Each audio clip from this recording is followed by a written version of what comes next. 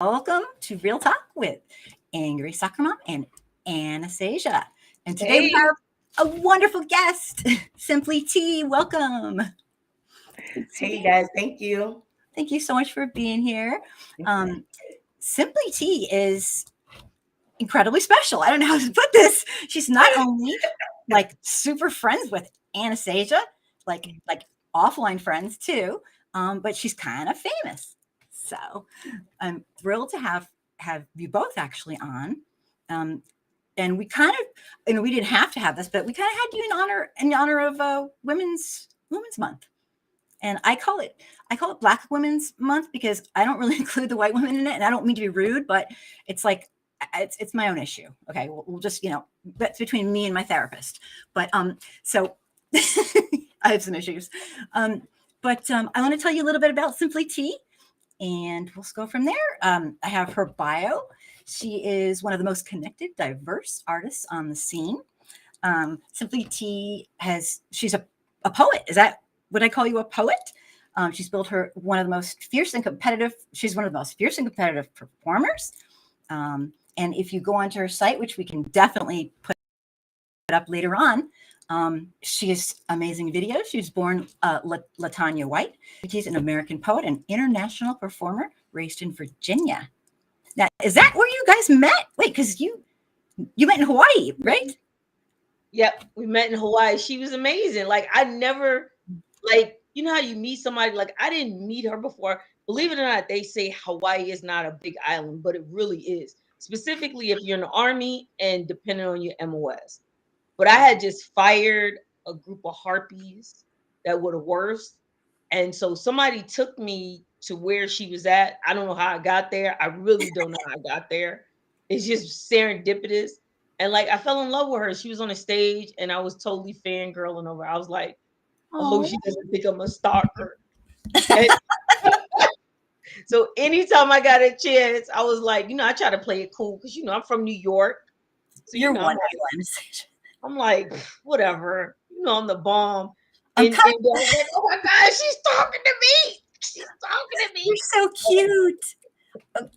Another Talana's here. Hi, T. Welcome. No, she's like, what? Because she sees a T. She's a T too. No, you're good, T. But there's more. Her pieces offer insight into Black feminism, the LGBTQ community, and combat veteran strife, which I thought was really interesting. She credits her time as a drill instructor to enhancing her talents of orating, writing, and consulting. And her transition out of the Army after 15 years of active duty allowed her to become a business owner and a creative syndicate talk show host, I guess you'd say, and avid volunteer. So you're on iHeartRadio. Is that right? Yes, that's correct. Cool.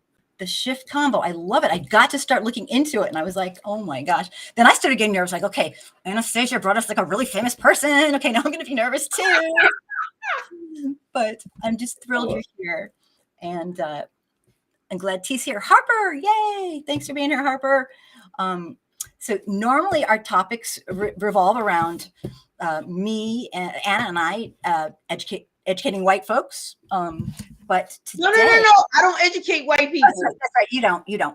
I don't do that. Helping me. No, she does not do that. She helps me. I educate white folks. I try if they'll listen. But yeah, no, she doesn't. Sorry. My bad. She helps me. But seriously, if my shows are always centered around. It's kind of a weird thing. I want to educate white folks. We need to be educated, and sometimes that's a really hard thing. And I don't even want to go there, but I'm just saying it's a very hard thing to do because certain people just don't want to listen and hear. And if I could be good enough at this, I'd be out of a job because we white folks should really be listening to the people who live this. To be honest, if I was better at this, I wouldn't be on. And that's actually the goal. Willow, welcome. Yay. So the most important thing you can do if you're a white person listening and trying to learn about systemic racism is to listen to the people who live this every day. Systemic racism. I can talk about it all I want, but I don't live it and I will never know what it's like. So listening to me is kind of like, You got to listen to the people. Okay. So today, in honor of March's Women's Month, which I didn't even know about. I'm just saying, I guess I'm like a bad citizen. I don't know. Let's get started. And can you guys tell me, first of all, how you guys met a little bit, if you don't mind? Go ahead, T. You got it. Anna's story is different than mine. Uh-oh. Okay, we want both versions. We'll judge. Because I met her at the store one day because we were at the store on base, and I saw her and I was interested in getting to know her. I was like, I knew she was with somebody that I thought was dope. And I was like, I want to know her. So I asked her her name. I asked her where she worked at because they were talking like IT talk, and I was in IT. And so I was like, where do you work? And I like had this small conversation with her. We exchanged numbers. And that was the first time I met Anna. Oh, and she does not recall a thing. I can tell. I'm just kidding. So first of all, how you gonna embarrass me like that? Second of all, as we discussed pre-show, I drink a lot.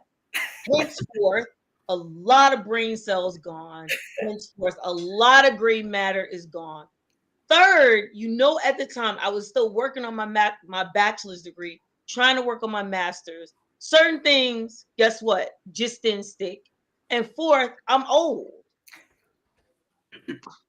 But I mean, that sounds better in that story anyway. So whatever. That's when I saw you at the show, I already knew who you were.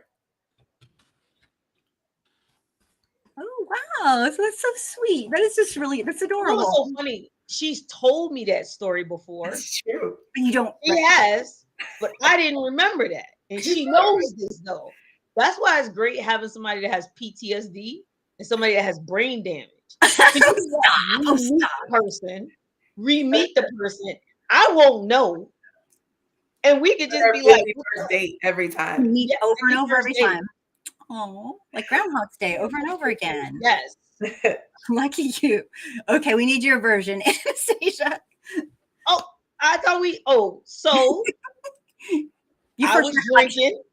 I was drinking again, and somebody took me out to this club. It was an upstairs club. And I was like, where are we going? Are you trying to sell us off? Because in Hawaii is a big human trafficking. Oh, so yeah, it's really big for human trafficking. I'm like, where the hell are we going? You thought this is it. Upstairs, and then we came in, and I'm like, and they had some food over there with sandwiches. Good deal. I was okay with that. I mean, and then we came, and then it was really great. It really was. And then she was like, respect the mic. I was like, oh, okay. I wasn't talking. It was other people. No, so when they get up there, people are talking, and it's like, it's respect the mic, right? But it's something with the poet too, isn't it? That you say, T? It's always respect the mic. Like, always respect the mic. And I always say, like, because if it's a competition, I'll say clap for the poet, not for the score. But yeah. Right. But you also said something else. Oh, poet, spit your shit or something like that, right? I always say, talk your shit, poet. There you go, talk your shit. And I just was like, what? And then, like, it was all these poets. And, erotic poetry is not really my thing. Because I'm just like, I still remember being overseas. I mean, deployed. Everybody in the desert. Nobody's spouse is there. I was the only one who had a spouse. So I literally brought sand to a desert. I'll leave it at that. But I literally brought sand to a desert. So everybody's there. Hormones are going. And you talking about erotic poetry. Why, bro? Why are you doing that? Nobody's spouse is here. So who are you doing these things to? And where are you doing it? Because everybody had a roommate. Moving on. So, like, she was amazing. And literally, like, she did other poems, and, they were talking about her, going to the competition. And then she plugged me into a whole bunch of other people that were poets as well. So it was amazing. And I met a whole other friend group that was literally on my level. Oh, that I didn't have to worry about. Yeah, I was taken care of. If I decided to, drink to my heart's content, I didn't have to worry about anything. And then they were smart. So then we would be doing things. I wouldn't be doing things with dumb people, because there's a difference between doing dumb stuff with smart people versus doing dumb shit with dumb people. You know what I'm saying? It's a gosh, difference. you've got a So, nice group. Oh, right, they were really amazing because I'm always trying to find my tribe. And I had found some fraudulent people. And then I was like, well, it is what it is. And then I found them and it was amazing. oh, I really relate to that. Yeah. That's amazing. That's awesome. Well, So I'm not to interrupt. I was oh no, watching something. I was watching something the other day, and they were talking about how you can't. Black women can't be friends with other black women, and it's always. And I was sitting there like, I don't know who the hell you was hanging with, but the black girlfriends I have, trust me, I don't know who you've been hanging out with. Like, cause you have friend groups. It's always the ones that are jealous of one person or this person doing this, that person talking about this person, this. Like that never happened. Like never happened. If anything, we argued. It was me arguing because that's when I was in my transition time of being because I'm black, y'all, and I'm black, y'all, and I'm black and I'm black and I'm black, y'all. And they like, damn, girl, we know you black, but damn, can we just have a drink and not talk about certain things? Am I lying to you? Exactly. They It was was like, uncomfortable at some point. We're like, can we just eat these white people food today though? We are hungry. I don't have time. 2 o'clock in the morning, and we don't have time to find no black owned business. I want some pizza. Like, I want to feed the beast. y'all know we shouldn't be shopping here with these white people. Y'all know who, and they like, Anna, we get it, but can we just get something to eat? Because I'm really hungry. I'm sorry. I was Oh, gonna tell a story. Remember, we was at your birthday. So you want to tell a story about Dennis, or you want me to tell it? Oh my goodness. he's gonna jump in. I can tell. He's probably listening on the side. No, he's over there somewhere. Go ahead, T. Tell a story. I can't tell a story good as you. Okay, so what happened was this is when the Aunt Jemima thing was going on, and so they changed it, and so we was at her birthday party. Fabulous. She had rented a whole house, pool. It was amazing. A cook. So we were eating breakfast. So my husband is sitting there. I think we had pancakes or waffles, and he was like, "Hey Anna, can I eat this racist white racist white syrup just for the day?" I was like, "Go ahead." And it was like so bad because we're like literally like 15 deep around a table. Yeah. Like we're sitting down like a big black Mama Dia family. Yeah. And Dennis is the only white person at the table. He's like, And we're Right. looking at him like, you don't make us feel convicted because we had no problems eating the white people's syrup. No. Like, you guys are so cute. like everybody was just quiet and everybody was in it. And then like that was the only conversation that happened. And it was loud. Yeah. And we all just like bust out laughing. That's funny. Does he know he's funny? Like, does he know he's funny or no? Is he trying to be Oh, funny? he knows he's funny. He's funny. He does. He thinks he's funny. And he knows he's funny. You know what I'm saying? But I honestly think he was genuinely asking. He was genuine. He was genuinely asking, like, can we eat the racist white syrup for now? And I was like, fine, let's do it. That's so cute. Yeah, it's oh my gosh. It's kind of funny. A lot of white folks have never been the only white person in a room. Right. And I definitely think they should try it sometime. I think it's a good experience. They're not gonna try it. You know why? No. Because if they try Sounds right. it, they're gonna try to command the room. Oh, Try to be in charge. They're gonna try to put raisins and shit. And Right. I know about that. yeah. I've heard that. You're so cute. Well, I'm so happy to you guys are just wonderful. I am actually kind of fearful of women in general. So I don't have a lot of women friends. In fact, I've always found women like, kind of scary. I know that sounds just crazy, but I didn't have like the kind of normal upbringing that a lot of people have had. So I just kind of never felt comfortable around women. Isn't that strange? I don't know why, but It's not strange at all. It's really not, because you're socialized, even though they make it, you're socialized not to be friends with women. You're most socialized to be around women. It's a difference. I always thought women were really mean, and my mom and my sisters were kind of mean, and so that's all I knew of that. And so I ended up. Let's make this all about me, everybody. Let me lie back on the couch. So yeah, so it's so funny when you talk about friend groups and all that. It's like, whereas I get the idea, it's not nothing I've ever experienced. And I think it's a beautiful thing, but I have very zero women friends. Isn't that strange? The other thing about it is what you have to understand, a lot of that is protection too, and feeling normal. Because you got to remember, we're all experiencing certain things in the same. You don't have to worry about that, because when you see yourself, you don't have the same issues we do. So of course I'm going to talk to T about, girl, I need somebody to do this weave. It is itching up under this. Do you know anybody that's going to charge me less than $200 God. for this quick weave or for these braids? My edges is falling out. Which I know what those are, by the way. Sorry. You do? Because we talked about this. I have yet to give you another. No, I know.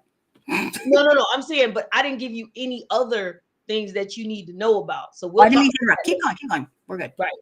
So the thing about it is, it's other things that we don't feel comfortable talking about around white people.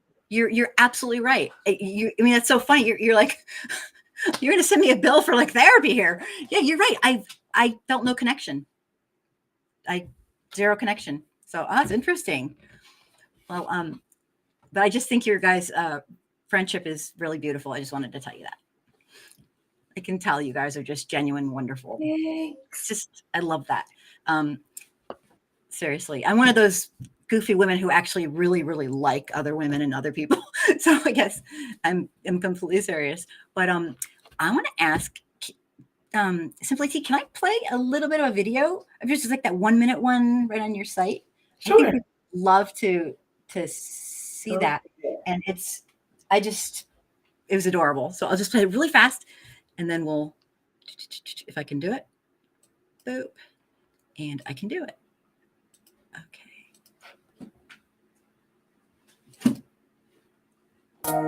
Yo, what is going on, you guys? It is your girl here, Simply T, doubly poetry, daughter of the late great James Zane of the Living and Giving Lisa L. And welcome to another episode of the Paradigm Shift Combo, a show created to spark interest and conversation on societal norms, and in most cases, challenges relevance and agenda.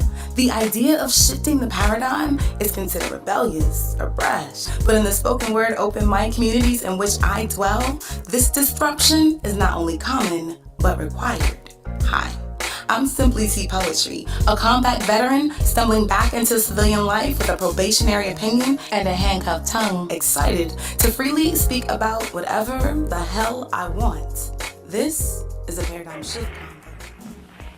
Oh my gosh. Isn't she amazing? Yes, I saw that. That was wonderful.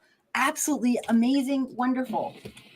I am like, wow. When I saw that, I'm like, I feel like I know her. Really cool. So I'm going to start by putting you guys on the spot. Obviously, I know a little bit more about Anastasia, but Simply T, what type of activism do you do? And tell me about your poetry, and just, I want to hear everything. If you tell me everything. So like I started on poetry when I got into the military, and I was just with an amazing group of people that taught me a lot. They taught me how to not just write, but deliver. So I started competing, and the competition scene back in the day was a very cutthroat industry. And the industry's small, right? Like all the poets know everybody, like even today, right? Most of us know each other. But I just kind of grew up in it. I wasn't as involved as I wanted to be because I was active duty. So I was still like moving around a lot. But anytime I found a place, I try to like connect with the poets in that city.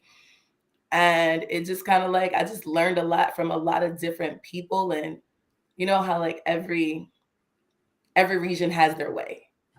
and I got the rare opportunity to learn different regions because I was like in the military. So I got to like see how the East Coast did it, how the West Coast did it. I got to see how they did it down south, and I just got to be able to mesh all those things because I literally worked underneath people in those positions. So it was pretty dope. And that's kind of like my poetry. I started doing it for everybody. Like the military let me do it. They let me go like TDY. Like people would like ask me to do their retirements. They fly me out to do Really? them. Yeah. When you say the military, like they like kind of hired you to be the It was just kind of like entertainment of the night, kind of. It was kind of like because I did it, they would invite me to do it. Like my unit, like let's say we're having a very traditional big event, right? Like a dining in, and they would ask me to be the MC for it. Right. So I would do such a great job emceeing. They started putting me on other things. Hey, we did MC for this event. Hey, we need you to do this. Hey, could you do a poem for this event? And it was like, you know what I mean? And then other units with like their command teams would see it and they would be like, hey, could you come over here and do it over here for us? So you're like, excuse me, I'm still in the middle. Wow, right. That is so cool. So you're just like a natural. Are you just kind of a natural?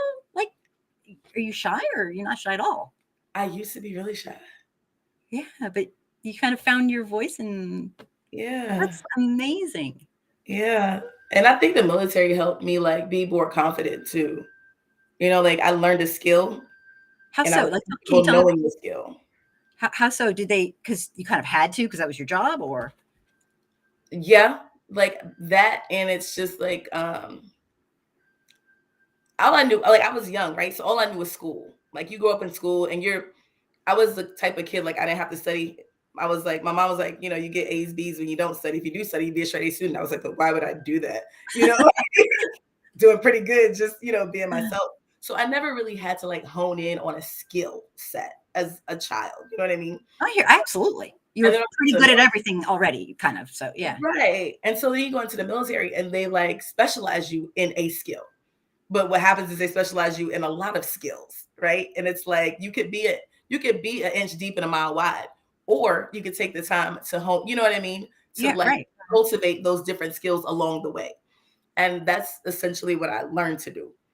It's very cool. So that helped a lot because this is like my bread and butter. I was like, the military is like all I have.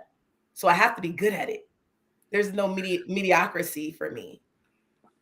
So you took what you learned there and then you blossomed into this poet and speaker. And I mean, that's amazing. Yeah. It's like once you learn that, or once I came to the realization that when I learned something, I feel way more confident in it. So the more I learn, the more confident I am, the more I can talk about it. You know what I mean? I can do it. And I think the part that we as a society lose is the idea of what I like to call like compounding interest, right? Time, like consistency and time that's the secret. You know what I mean? That's the secret to losing weight. That's the secret to getting a lot of money. Like it's true. Yeah. It's just consistency and time, but we don't want to wait for the time to happen. And I just did. Wow. So you put in your time and came out. Now you have all this. That's really nice. I think that's a wonderful thing. I think, wow, very cool. That's it's funny when I think about my background and being on videos. I'm a really late bloomer here. I'm like probably 15 years older than you beautiful ladies. And I ate lunch in the library alone all of high school. I didn't have any friends at all. I didn't speak to anybody. So for me to be on camera, for me to even take a picture was a huge ordeal. So that's why I was wondering if you were shy or not. Hey, Ramses. Oh, cool. I never took pictures growing up. I hated taking pictures growing up.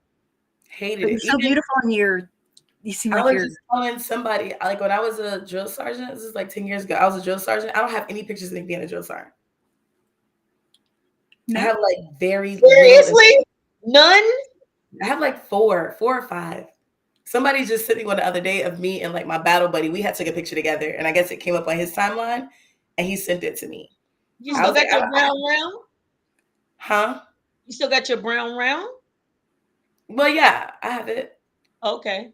You got to wear it for me one day. Right, like because I've never seen. Okay, So Kim, I'm You've never sorry. seen her in action, like being a No. soldier? So what it no, I've seen her in action, but so drill sergeants have a specific hat. It's called a brown round. That's what I was going to ask you. Tell me about this. I know So, nothing. yeah, it's a brown round, is a round hat. For the guys, it's a fully round hat. Like in the movie, in that movie. Yes. It's in the movie. Stairs guy? Yes. So all of them wear hats like that, right? Oh, so that's With serious. That's not just for Hollywood. Okay. No, Oh my God. that's serious. But women, they wear a hat, and it's like one of those like old timey hunter's hat, where the hat comes up like this on the side, but it comes down like one of those colonial hats. Yeah, they got it from the Aussies. It's actually designed from the Aussies hats. The Australian. Yeah. Oh, Australians. Oh, okay. Yes. So it's like it's called a bushwick. Yes. And when you see that hat come in, I'm gonna tell you right now. Like that's the person who's gonna boss you around, tell you what to do. No, I don't care where you're at in your military career. You see that brown round, you're like, it's like PTSD. Like, let me check my uniform. Really? Seriously? They're the epitome of the army. So when they come around and you slacking or whatever you got going on, and to be a drill sergeant, you have to be the cream of the crop, because you will be doing a duffel bag drag with a drill sergeant. Trust me. So those are not no slackers. So she wasn't just no drill. So not just anybody could be a drill sergeant. Like no. Like me, I didn't have the. They kept trying to get me to go to drill sergeant school, but I already knew I couldn't hang. I knew I couldn't hang. Like, tell me more. This is interesting. The dudes, they run too much for me. And even though I was good at PT, I'm not doing that with you. Let's say 12 to 10 to 12 a day, maybe, if not more, T. What, 12 hours? No. How much you run a day, like doing drill sergeant school? Oh yeah, it was stupid. I mean, it's ridiculous. Were you in the best shape of your life, basically, or I mean, you have to be. I don't know if I was in the best shape, but I just was definitely mentally the strongest I've ever been. Yeah, I was extremely tired and exhausted. I just couldn't let them know that they were gonna break me. And then you have to learn modules. So modules, see, you didn't think I knew that, did you? We got to do that. Yeah, you got to learn modules. And basically, it's a step-by-step on everything. Like how to, make a forward step, a full step, a half step, how to do all these things. And you have to do a step-by-step. And there's a certain cadence you have to use. There's certain words you have to use. And I just was a drinker. That was not mentioning that, Anastasia. Listen, I was better as an instructor, because as an instructor, all you could read the slide and you could tell a joke and you could do this and you can do. You understand what I'm saying? Shut up, Dennis. Nobody cares. He makes me sick. He is such a contrarian. You know what I mean? Come on the show. I know he does. Right, but drill sergeants are like. I still remember my supervisor, and I was an E6 at the time, and I didn't know it was him. And all I seen was that hat. I was like, oh my God. And then he looked up and I was like, oh, okay. Because trust me, those are not people you want to play with. Not at all. Really? So like it's It's just like the movies. It's just like the movies, kind of like you have to be kind of tough and mean and like a little bit. No, you're not mean. You are to the point. And because the thing about it, you have to train somebody. You don't have time to play with them. Like we tell you, there's nothing that said, there's nothing about friends in any creed, song, or anything. We don't have to be friends. We don't have to do likership. All I have to do is train you. That's it. So is the point of being if you're a drill sergeant, is the point to get somebody combat ready, or like to get them ready to be? No. What is it? To get them ready. It's literally the basics of being a soldier. Like we teach them how to march. We teach them how to talk. You know what I mean? Like when it comes to like the conversations, like the words, we teach them discipline. We let them understand how things work as far as like waking up in the morning, going to PT, understanding the structure of the army. Like that is it. Like it is enculturate them. You enculturate them into break them down to build them back up. Oh, that's for real. That's for. See, I am the most naive person. So, okay, let me say it like this. She's a drill sergeant. She knows better than I do. But what I'm saying is, for us, when I joined the Army, the point of the drill sergeant was to break you down, whatever it is that you had going on, like your hair. If you want to dye your hair, they got to break that color down by blonding it out. If you want it to go to another color, they got to break that down to take time, and then they put that other color on top of it. Do you understand what I'm saying? And so what Basically, happens, like you strip it. So you strip strip the things that you learned Right. in an effort to literally like indoctrinate you into something you might not know anything So about. they want a blank slate. They want a kind of blank slate you so that you can. Okay. Wow. Indoctrinate. Right. That makes sense. Think about it. How many people ran every day? I mean, you got to think about it. When I joined, people went outside to play. During her time, probably they getting off. You taking a person that's coming up off a couch playing video games. Yeah. No, seriously. It's a shock. No, it's culture shock. 10 miles or even 2 miles. I mean, before I had joined the Army, I didn't run 2 consecutive miles. I was running, doing this and that. Push-ups. If you've never done push-ups, if you've never done sit-ups, if you've never done pull-ups, so you have to get that muscle memory in there for people. And so God, are you so sore? Like the first month, you just can't even move. You're so sore. No, the first month you're gonna cry. I know it's been many nights. I was like, I want to go home. These people yelling at me. I'm from New York, so they think I got an attitude already. I didn't even say nothing. Why are they messing with me? Like legitly, T. Wow. And I know it's called a shark. What do they call it? A shark attack. Shark attack. So what they do? Let me tell you what they do to you. Have you seen cops when they're talking to people and they be like, "You gotta put your hands up, put your hands down, don't you move." So you have auditory exclusion. Imagine waking up at 4 o'clock in the morning. Get up! You better get in there. Now, mind you, you washing up in a sink because everybody can't get in the shower with all these chicks. You got vaginas over here, nipples over here, this over there. That's gotta be kind of for like sheltered person. It's not even for a sheltered person. Me, I was like, what exactly? What the hell is going on here? But at the end of it, you got into a situation where you could get up in the morning and nobody had to come get you. You did clean your room. You did make your bed. You did all of these things. You stepped up to the plate. You met the challenge. And you met the challenge. And, just like with anything, there's good parts and there's bad parts. But what I can tell you about the military for me and what I love about drill sergeants, because at the end of the day, it's a sacrifice. All of these fools walking around talking about, I'm a patriot. First of all, you too fat. You're too stupid. So you couldn't probably pass the ASVAB. And you're too lazy. So you're not running anywhere. What are you talking about, sirs and ma'am? And you probably couldn't get in the military anyway. Like talks cheap, kind of. Is that what you mean? Talks cheap. Like you right. know what it's right. With drill sergeants,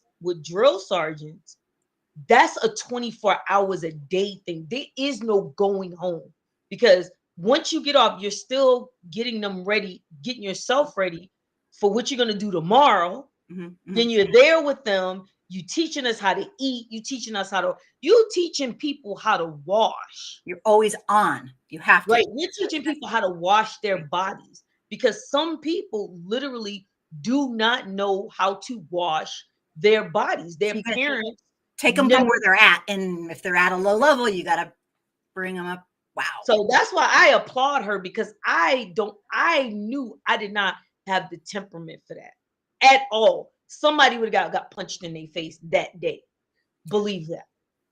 Wow. That's so cool. So that's really special. It sounds like it's not for everybody. It'd take a really special person to be able to do it. That's not.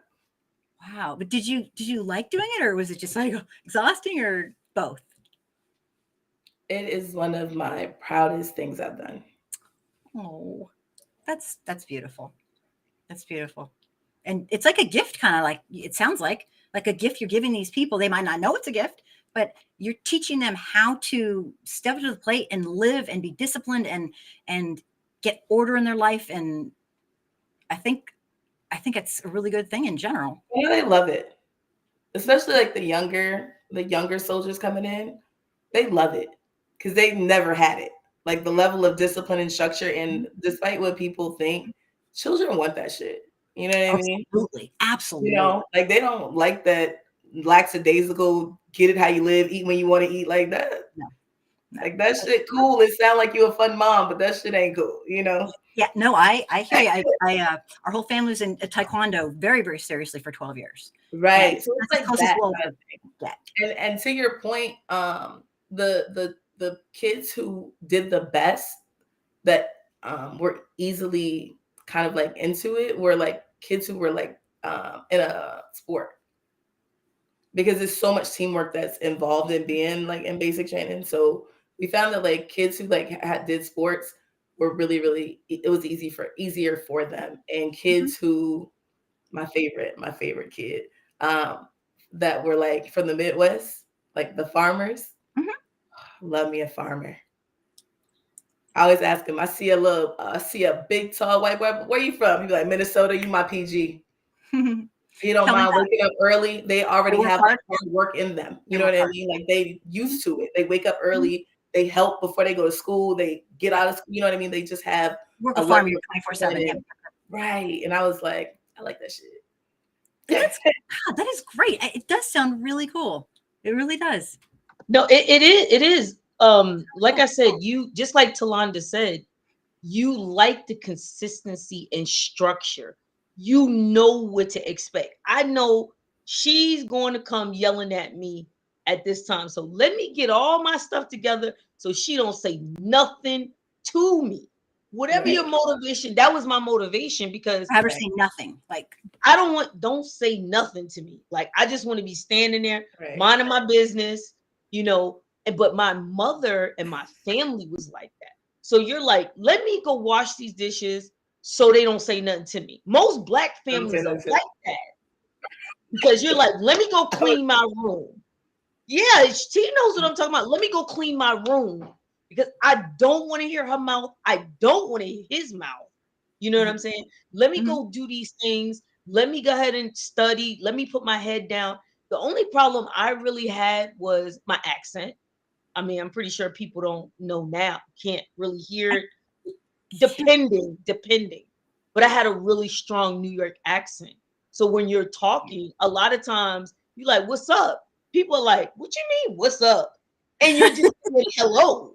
Like, hey, what's up? You know what I mean? Or, yeah. What's up? So you know what I'm talking about, Angry Soccer Mom, because you're up there in New York, and T is from up here, DC area, and it's a very kind of aggressive type of, dialect and stuff that we have.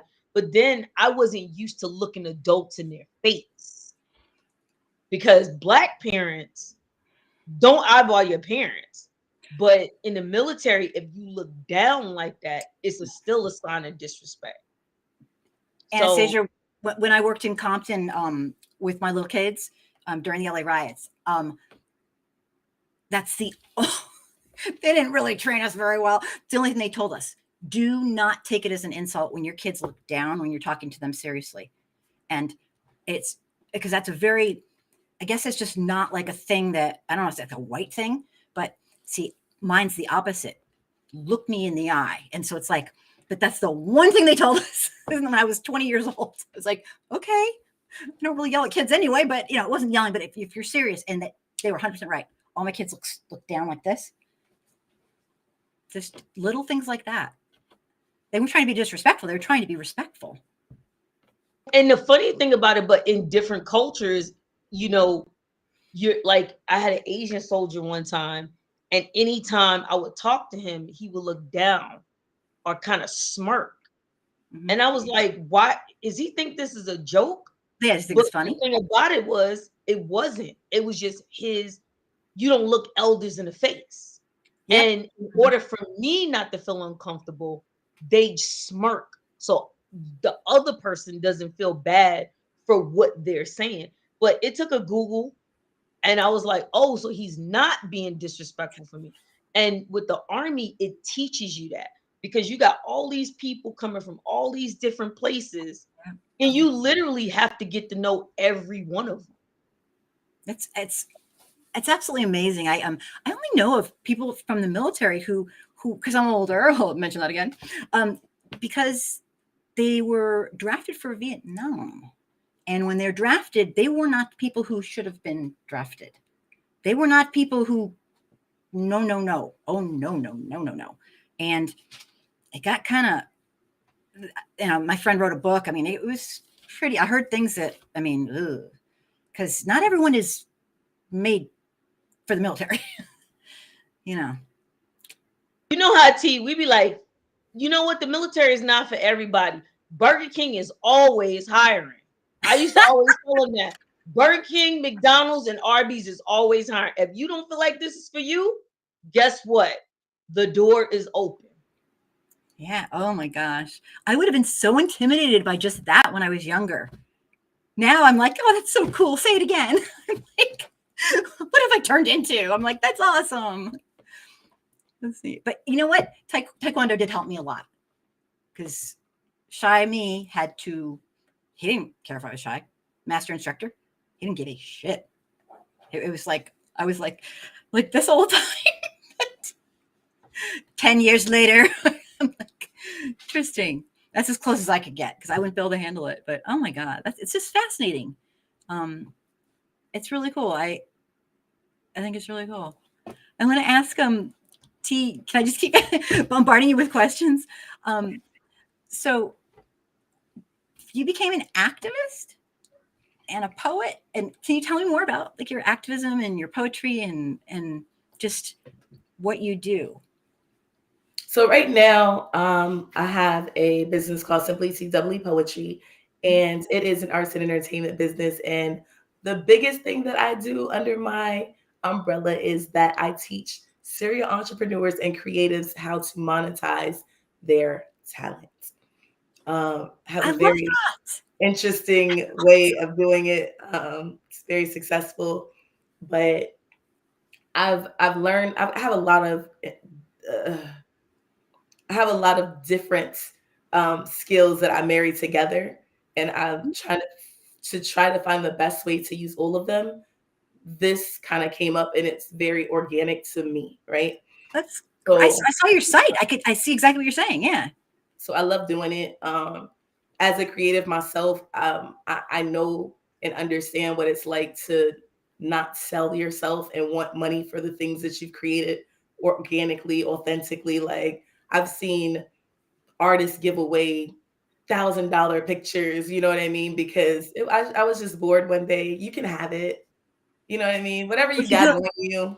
Sometimes you do it for passion and you don't really think of it. Like, you started it because you love doing it. Right.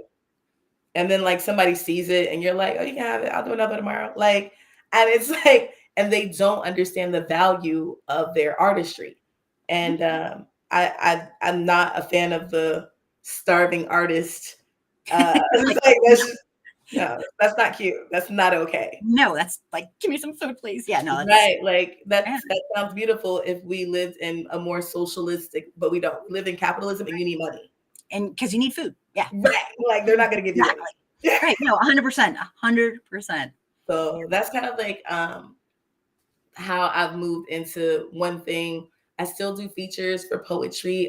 People hire me to host and MC events, all type of events.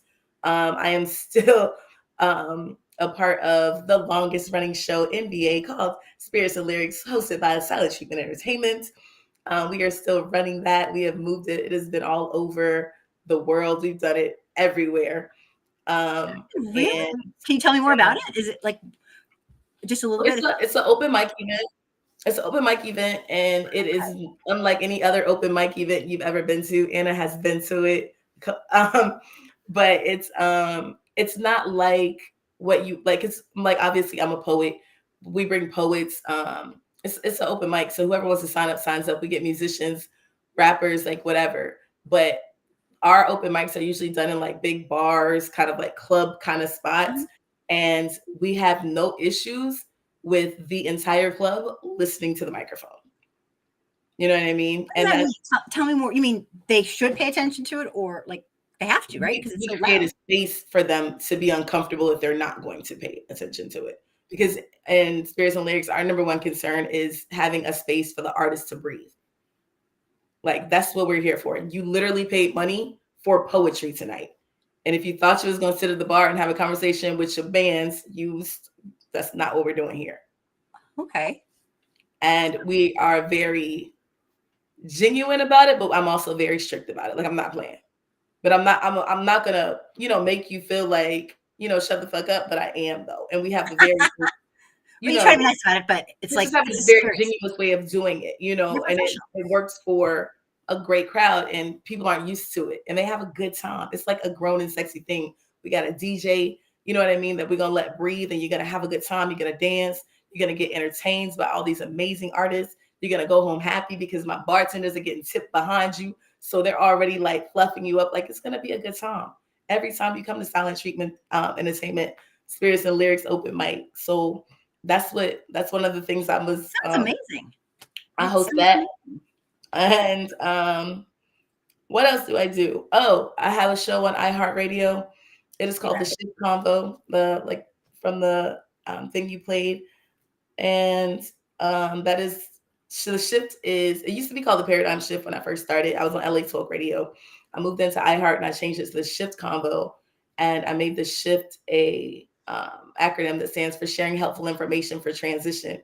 I kind of got out of the military arbitrarily, and I wasn't expected to get out. Nobody thought I was getting out. So you didn't retire. You didn't retire. You had to stop at a certain time and do. My contract was ending. Like, I still had, like, I didn't re-enlist on my contract, and I had been in 15 years. And they were like, how do you even, most people, once they get to 15, they don't even have the option. But I had the option. I don't really know much about it. Tell me just really quickly why I don't want to. It's really kind of like just difficult ass math that I don't know how to do.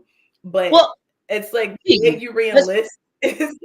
No, T, let's be honest about, okay. It's like this.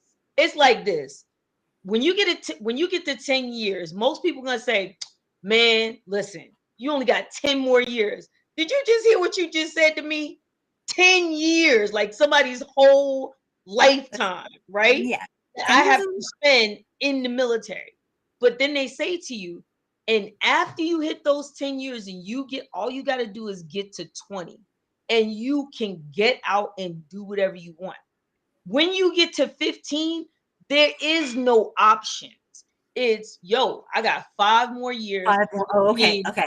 Maybe one overseas tour and half of something or whatever the case may be.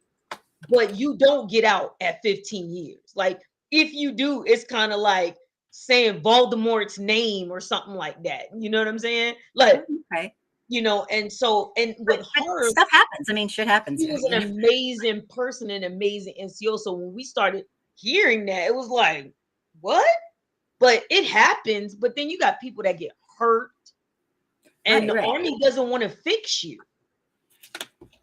Don't even get me started. The Army doesn't want to fix you. It's like a bad boyfriend or a bad girlfriend. They love it when your chest is up here and your booty's on your neck. Dysfunctional stretch marks, but as soon as you get some stretch marks, you done have some kids, and your nipples is reaching down to your baby toe. It's a problem. I have to scratch my eyes out. Go ahead. Yeah, no, They love you while you can do something. Oh my gosh. Bobby is here, and Rayshawn, welcome. Yay. No, I hear you. I've heard a little bit about our government. Just a little bit. But yeah, I have some major issues with that. The way we treat people that we use and abuse. But we won't go there. Yeah. Very interesting. You guys have lived a life that is completely foreign to me, in the sense I know nothing about the military. I'm not sure why. My dad was in the military, but he just never, I don't know. He just didn't talk about it ever. Right. He was in the Navy. He just used to tell me how he doesn't know how to swim. I'm like, that's a problem. Wasn't that a problem?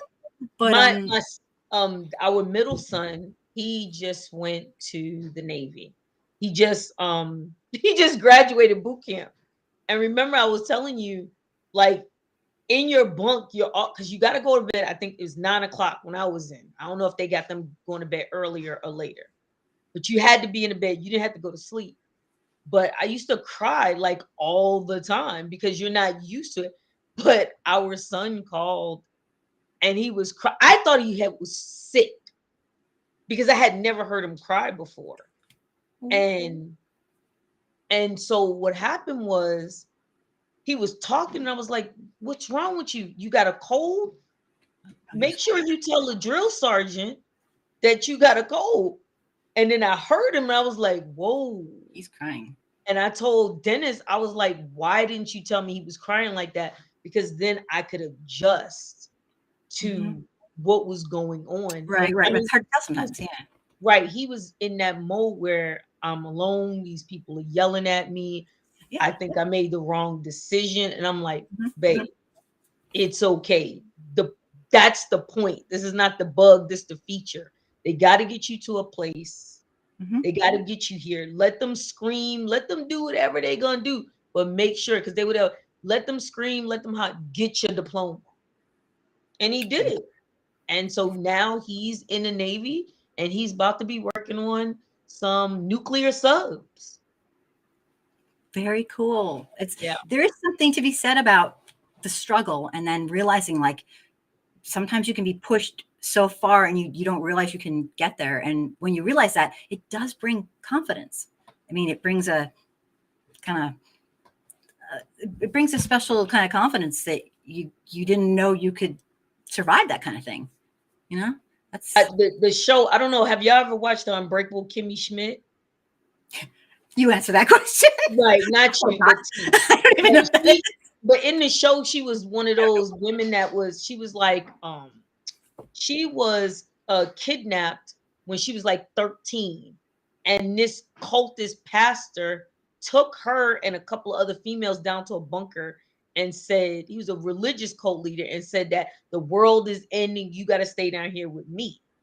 And come to find out, it wasn't like that. But she said that they used to have to, he made them like turn this wheel and he made them think that it was for the power. And if they didn't turn it, everybody would die.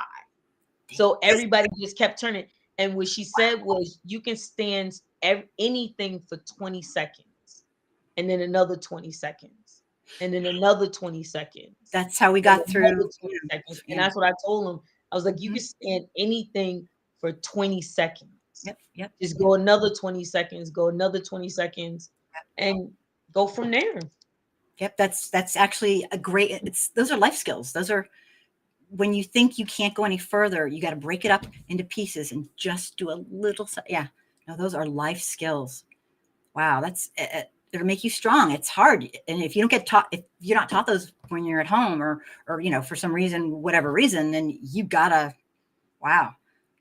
Ronald, welcome. Gosh. You see what Bobby said? Yeah. Bobby, Bobby is, you guys, do you know Bobby, Asha? No. I was saying what he said about. No, I know Bobby's a friend of mine. Yeah, I was just saying that because I was reading something today, and so not story time, but I'm tutoring 2 little girls. One is in the 6th grade, and the other one is in the 3rd grade. So the 6th grader, they gave her a list of things that she had to write about: World War II, World War I, you know. And so in the reading, I told her everything that we're gonna do from a Black point of view. What did World War II mean for Black people? What did World War I mean for Black people? How is the Black people seeing this? So in it talks about how A. Philip Randolph told President Truman that you will not get the Black vote unless you desegregate the military. And he also told FDR that if you don't stop the discrimination in, the DOD, we're going to put you out of office, And what happened was, it was called a double V, where you are enemy enemy at home abroad and a second-class citizen at home. And so what Bobby is talking about, he said, for what? And I understand what he's saying, that I can go over to a different country, die, or do all of these things, and then come home. And what they did was come home, and now as a Black person, I have to sit behind a Nazi that just tried to kill me just on the virtue of his skin. And Yeah, so wow. when he says that hit me, because I felt the same way when I went to Iraq and came back. Me and my ex-husband, somebody followed us around the store. Like, are you freaking serious? Yeah, it's like, yeah, So the I disrespect understand what and you're talking about. For what?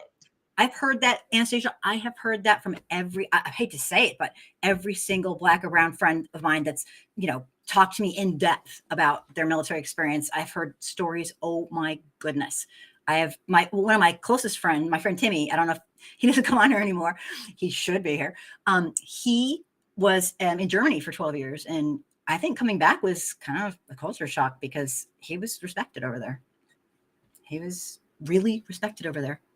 And he came back, and he used to tell me when I first met him, he used to tell me, the minute I walk out of my house, I go right to my car. He lives in a mostly all white neighborhood. And I'm like, oh my God.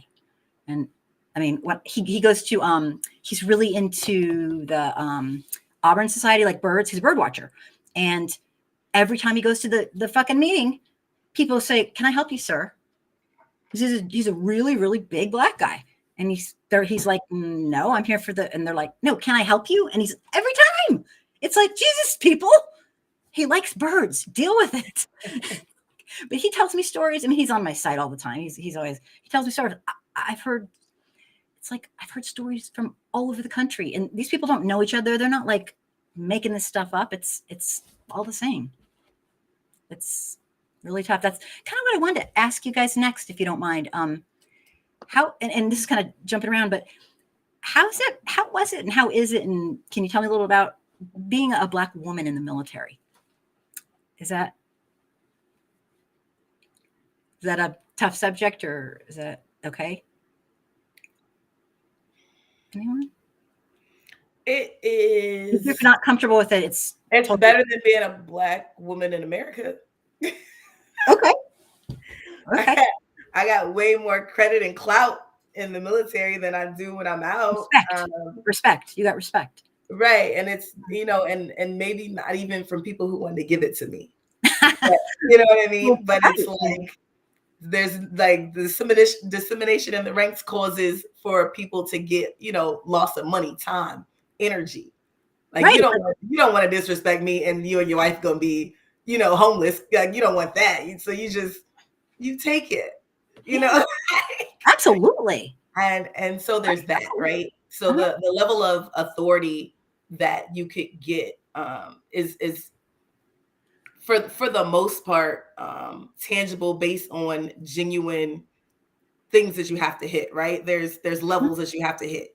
And as long as I hit these levels, then I'm bound to get to the next one, so it's structure, there's order, there's understanding of how to move. Of course, there's always glass ceilings. Like, despite how amazing we are, you're not going to see no Black women on no walls beside the president. Like, our chain of command doesn't read Black women. There's a lot of us in there. The thing I do like about the military is that it is, you get to do whatever you want. Right? Like, you see a lot of women in a lot of male dominating industries in the military. You'll see a lot of women mechanics. There's opportunity to really. Right. Yep. There's, we can do whatever we want. And even more now, with the whole women going into the infantry and things of that nature. So there's just way more options for us and again, you get to move up to a ladder to a certain degree. And that's a beautiful thing. And the same thing, like I said, it's like not a Black thing so much until you get to a certain point. They'll let you get to a certain point, and it's like, oh, we did that one Black general the other day. Y'all are good with the Black people, like, you know what I mean? Or it's just it takes so much politics to get in those spaces. It's not about anything anymore but politics. If you don't want to play the game, you're not going to win. You know what? Unfortunately, it seems like that's how a lot of things are, you know, nowadays with like, you know, just off topic, but like lemonade stands. Good luck with that. You know, big, if you don't have the power in the big corporation, you're not going to be it's hard to be an entrepreneur. And the organization is so powerful that like there's only so far they'll let you go. Right. But interesting. And they're intimidated by you, especially if you're better than them. Like, remember we talked about it? It's not that I think I'm better than you. I just am. I just am. Yeah. But you can't stand it because I just am. Well, if you think about it, you know, I was reading back with some of my stuff on some of the cultural norms that were de facto and not de jure, and it wasn't that long ago that you'd get yourself killed by acting like you knew more than a white person. I mean, this was not that long ago by looking. So, I mean, some of these things people don't know about because we white folks don't really like to talk about them and be honest about them. I'm just saying. But if you think about that as the norm, it totally makes sense. What, you know, everything you're saying.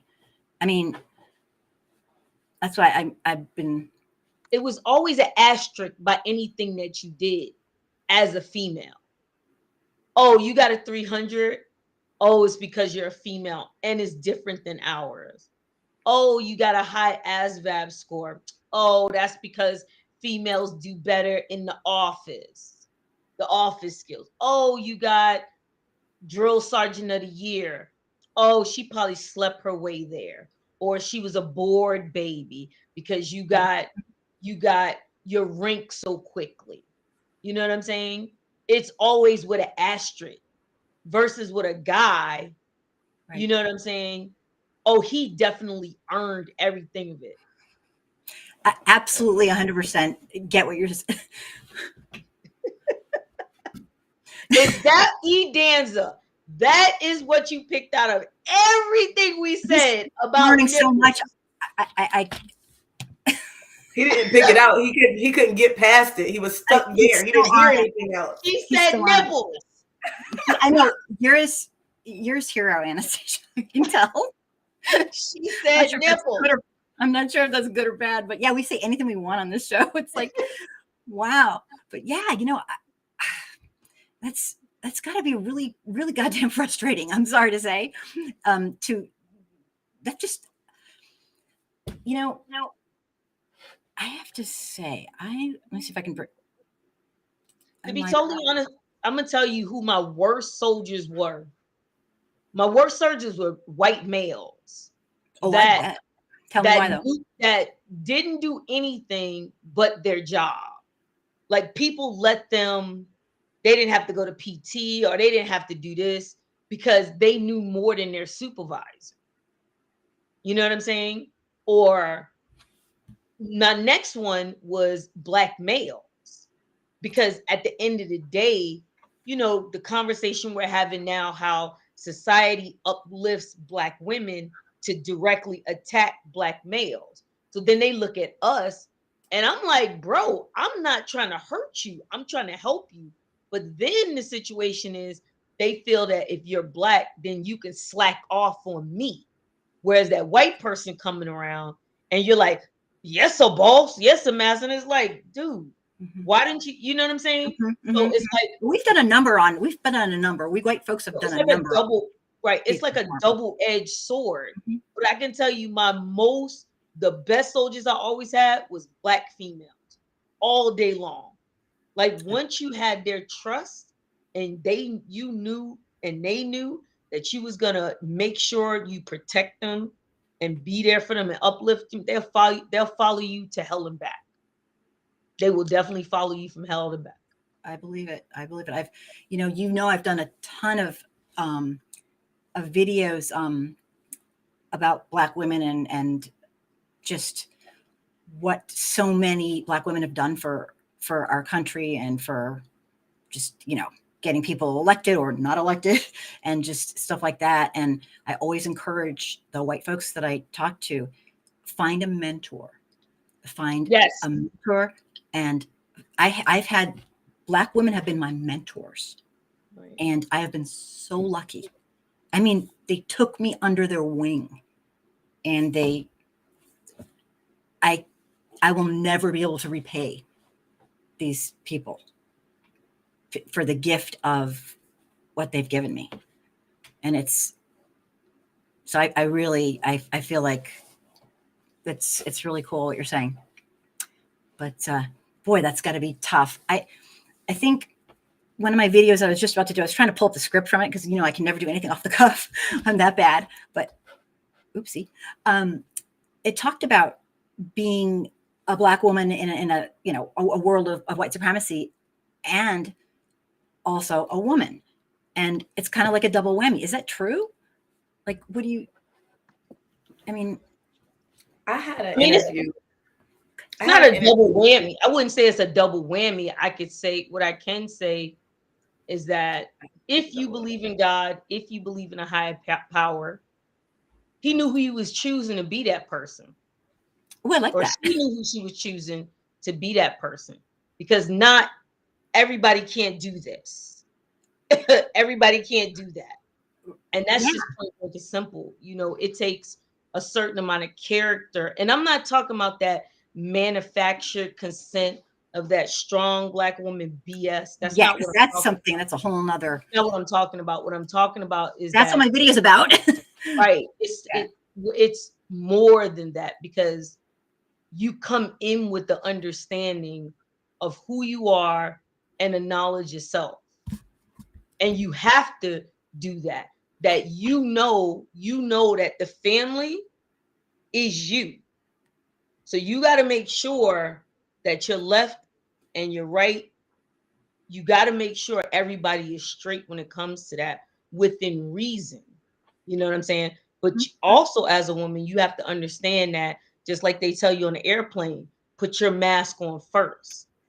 And a lot of times, Black women are ignored in life. We're ignored in death, and we die exhausted. I refuse to do that. T? I also refuse to die from exhaustion. Good. You guys are gonna make me cry. Seriously. I've read so much about this kind of thing, and it's like, good. I'm glad. Because I think, I have some of my girlfriends that are, I have a particular girlfriend that's Black, and she's just, I think she's going to die of exhaustion. And she's afraid to even, it's just, she has so much fear. And I feel terrible for her. And it's all from society. It is from society. And it's like, it's just hard because society is powerful. Our culture of white supremacy is powerful. It's powerful. But like you were asking T about, what impacted you the most, T, as far as that whole strong Black woman BS? Have you felt like can you tell us about, because that's actually really what my next question is. Yeah. What was that, ASM? What was your next question? Well, that there's this prevalent stereotype, obviously made up by white folks for our own benefit, of this strong Black woman. You have to be a strong Black woman. It's like, it's just incredibly unfair. It's incredibly unfair. And I don't know if you've been impacted by that at all. And I know Anna and I have talked a little bit about it, but if you wanted to, I don't know if you wanted to speak to that at all. Yeah, I just realized that I was like, when you grow up doing something and hearing something, you don't know anything else, right? You don't know the difference. I was being a strong Black woman. I just thought that was my position and role that I had to put on. Absolutely. And so I did, and it wasn't until I just had this conversation. But that makes sense, though. That makes sense, because you don't know any other way. Right. Like, you go through so much, and like, I come from a mother that is very mission oriented, very like, at the time, emotionally unattached. a little bit, you know what I mean? Like when my dad passed away, she was like, don't be in here crying and acting up at this funeral. Like, you know what I mean? Like we could like don't act up, you know, like this right is now. And it was like common. We're like, okay, don't be falling out in a damn funeral home, you know, type thing. Don't embarrass mom, you know, like even though dad's gone. And we grew up with my dad like my whole life, you know, so it was a lot. And that's asking a lot of it. Right. It was asking a lot. To not have the full gamut of emotions. Right. And then on top of that, like she put me to work. She was like, and I need you to write a poem and I need you to read it. I was like, my father just passed. I literally flew in from Iraq to be here. And like, these are the things I have to do. I can't mourn and I have to write a poem in 5 days, you know? So you were kind of, that was the role that you were expected. Right. So it's kind of like normal, right? Mm-hmm. So when other things happen, like once you hit a certain threshold, like my dad was my best friend. Like that was my dude, you know? God. Like once you pass that, like y'all can't do shit else to me after that. You know what I mean? Right. But you've said the worst thing possible. Yeah. No. Right. So the level of hurt, the level of being strong is like null and void because it doesn't matter. You know what I mean? Like I'm not being strong. I'm being like Anna said, I'm surviving at this point. I'm just like in survival mode. Like I gotta take care of myself. I was single. You know what I mean? I didn't have a man to lean on. And the level of safety and comfort, you know. So I just kind of rode out with that. And it wasn't until I never told anybody this till the other day, but it wasn't until like a reality check, right? Like he kept asking me, I'm doing this storytelling thing. And he kept asking me, what was the one thing that made you realize you're not okay? Because I didn't know I wasn't okay because we just suppress, compartmentalize and just go. Absolutely. You're not allowed to feel all the, yeah. And so the day I felt my feelings, my ex had left her DJ equipment in Hawaii. Shit's heavy. I had to box it up myself and send it to her in Kentucky. And it was my day off, you know, and I live in Hawaii and I didn't want to be at the post office. So all these things are playing a factor. Got on my heels. It's just got everything on. I'm ready to enjoy my day after I leave this post office. And I got these 3 boxes. So I got to go get the thing out. You know, it's just all this stuff, right? And I'm like trying to not wobble into the post office with my heels because I want to be cute. And it's hot outside. And I'm black and I get frustrated even though I love the heat. And it's just a lot going on. And then I get in there and I need to fill out the shipping label. And, you know, they always have pens at the post office. They have a pen. They didn't have a fucking pen. I went to my car to get a pen because, of course, I got a pen in my car. I've been in the military. I'm like squared away. Got a fucking pen. And I couldn't find a pen. And I was in the back seat looking for a pen and fell out crying.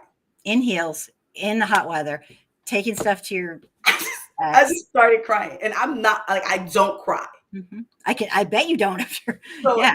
Like, it was like, I was like, something's fucking wrong with me. Like, I was like, I don't even know what it is. You know, like, I didn't know what it was. And I was like, I'm over a pen. Yeah, but it wasn't about a pen, though. It's like, it wasn't about a pen. No. It was about fucking 20 years of shit that just all came to a head at the most random time. I've been way more frustrated than that in my life. You know, right? But it's just, hey, you don't get to choose when it hits, yeah. Right. And that was kind of like the moment where I kind of like came to the conclusion that I am not okay. Something is genuinely wrong with me, and I don't know what it is, and I need to go see somebody.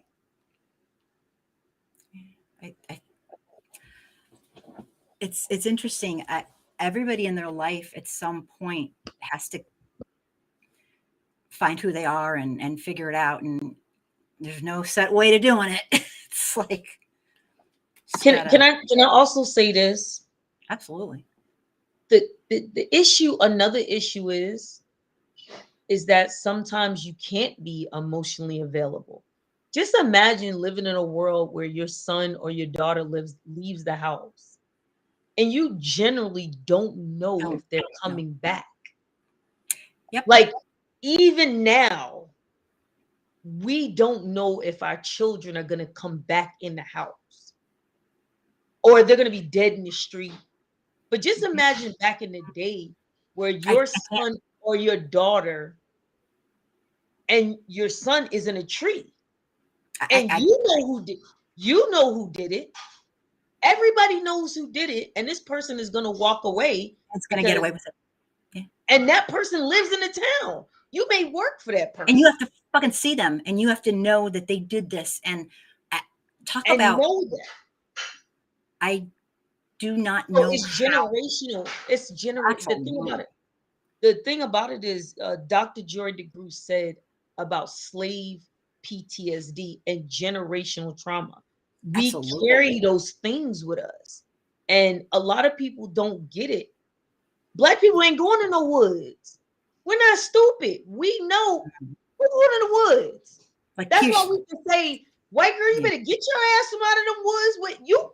What you hear the why are you still going downstairs calling at somebody? I'm gonna call you one time. You don't answer, bro. I'm out. That's it. No, people joke about it, but it's the truth. It's not funny. I'm not going in that water. I don't know what's in that water. I'm not going this place because we knew what it meant when you went on long trips. We knew what it meant to go in the woods. We knew what it meant that nobody's gonna come looking for you. So at the end of the day, I think a lot of times they look at Black women and they're like, oh, you're detached, you're this, but you have to have a certain amount of detachment when it comes to survive. Because think about if you have multiple children and your children are just murdered. So that's what I look at it sometimes too, that I've had to do it with myself where I had to mentally detach myself from my kids. So if they walk out that door and something happens, I'm burning the whole goddamn place down. But I'm gonna be able to burn that goddamn place down with a straight face and be with calm. some clarity. Yeah, right. No, I think I understand what you're saying. Now, smoke my joint, drink whatever drink, and just wait for them to come get me after I've burnt goddamn place down for what you did. And you have to be there at a certain level to be able to do that and make peace with certain things. It seems like, and I wanted to just quickly, T, thank you so much for sharing that part. That's a gift. And you too, Anastasia. Thank you. The level of intimacy of our conversation is a gift. You guys are the most genuine, incredible women. I'm like, seriously, I don't know what to say. I'm speechless. Thank you. It means the world to me to be able to feel, even if vicariously, just a little bit of just for 1 second, I want to get this. I want to get this, and I'll never get this, but I want to get this. And it's like, I feel guilty putting you through the emotional labor of it. But just imagine Brianna's mother. You're in bed and you wake up and you find out your daughter dead, and she was a drug dealer. She was doing this. Oh, they kill her twice. Always kill them twice. Yeah. Or your son, you're at work, so you leave your son with his sister. Your son is dead now because a cop shot him over a toy gun. But not only is your son dead, but they blame you. Oh, of course. Because you should have taught him. And I mean, Black people blaming you because we know the deal. Why are you playing with a toy gun? You know, if you have a sandwich in your hand, they'll shoot you. So why? What's in your hand? Yeah. If you have nothing in your hand, they'll shoot you. Right. It's the world that our system of white supremacy is created is what I call an ongoing crime against humanity. And a lot of people look at me like, huh? And if you're listening right now or get to listen to this, at some point and you're a white person and you're saying, huh, it's because you don't know history. You don't know what really is happening now and what's happened in the past. And so that's a big hint to it's time to learn. Because, if you knew, you would never question. You just be listening going, wow. No, it is a crime against humanity. And I'll just be blunt and honest. Why not? A lot of the reason why I kind of laugh at this whole women's month thing is because I think it should be Black Women's Month. I'm sorry. White women have not stepped up to the plate. We have not stepped up to the plate. Not everybody. I'm not saying everybody, but we haven't. I expect more. I expect better. And I'm still not seeing it. And I've been doing this for a long time. I'm old. Let me mention one more time. I've been doing this for a long time, and I expect more. We of all people should know what it feels like to feel like second to men. Yet we have been the instigators and the perpetuators of this forever. I don't hate white women. No. I am a white woman. I don't hate myself. Don't go there. But I just expect better. And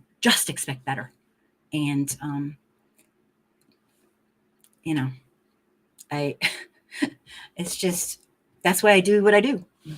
Why are you laughing? No, I'm thinking aloud, but no, I appreciate you. I'm not laughing at you. No, it's okay. No, I don't. The idea that like you're exhausted. Like this, she's like, I've been doing this for a long time. Yeah. You know what? I get, the thing is, it's different for me. I can take a break whenever I want and pretend that I can pretend like most of the other people. I can pretend. What? Huh? Doesn't affect me. That's the difference. I'm not living it. I'm choosing to. And a lot of people think, oh, it's because I have a daughter. My husband, our third child we adopted from Ethiopia. And a long time ago. She's an old lady like me now. But it's so funny. People always say, oh, you just do this. And I'm like, people have told me so many times, you just do this because of that. Because I love Black men. No offense. I don't love I don't know all Black men. So how do I love them? It's like people, oh, you just do this because of guilt. Everyone, how about I just do this because I'm a fucking human being. I saw a problem when I was 6 years old and I didn't know what it was. And this is not rocket science. This is not, I'm sorry. It's so damn obvious. I'm not a genius. Obviously I have a daughter who I worry about, but I taught in Compton when I was 22. I didn't have kids then. I didn't have, God, I technically had her when I was like too old to have kids even, she's my youngest, but I wanted to get this since I was 6 years old, and it's called being human. I don't get any credit. All white people should be, I'm serious. I know this sounds really rotten, but all white people should be doing this. Every one of us. Can I say this, T and Angry Soccer Mom? Mm-hmm. So the other day I think yesterday I was watching TikTok.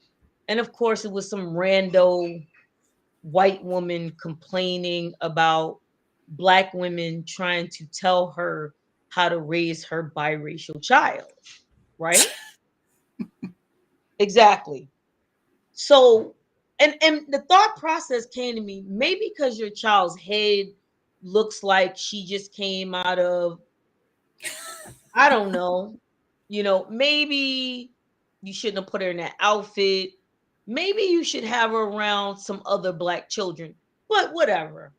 Mm-hmm. And the thought process came, maybe we're not worried about the fact that you're going to raise her wrong, but the fact that you raise generations wrong. Because those white men and those racist white women, that Carolyn Bryant had a mama. Mm-hmm. George Zimmerman had a mama. Yep. And we can play this generational game that white women haven't been a part of white supremacy. We know that's a damn lie. Actually, we've been a bigger part. Don't even get me started. Go ahead. No, but they were a bigger part of white supremacy. We know that.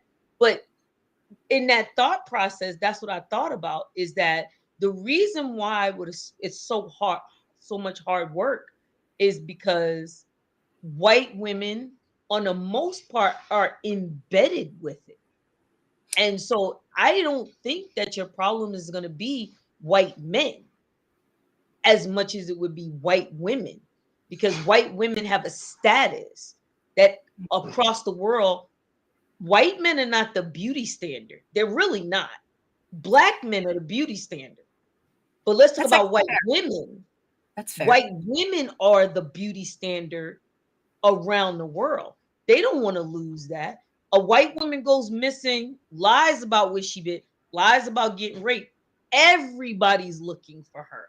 Everybody wants to find out who did this to this white woman. Absolutely. And that's the point. They don't want to lose that. It has nothing to do with, because the thing about it, they have no power. They have proxy power through those men. So I look at it, this is the way I look at it, and I'll close on that. In a between a dominant and a submissive, if you know anything about that anyway, the most powerful one is the submissive, because the submissive chooses what's going to go on, what's not going to go on, when it's going to start, and when it's going to end. Interesting. I wanted to jump in really for people who maybe don't understand what anesthesia and what we're talking about.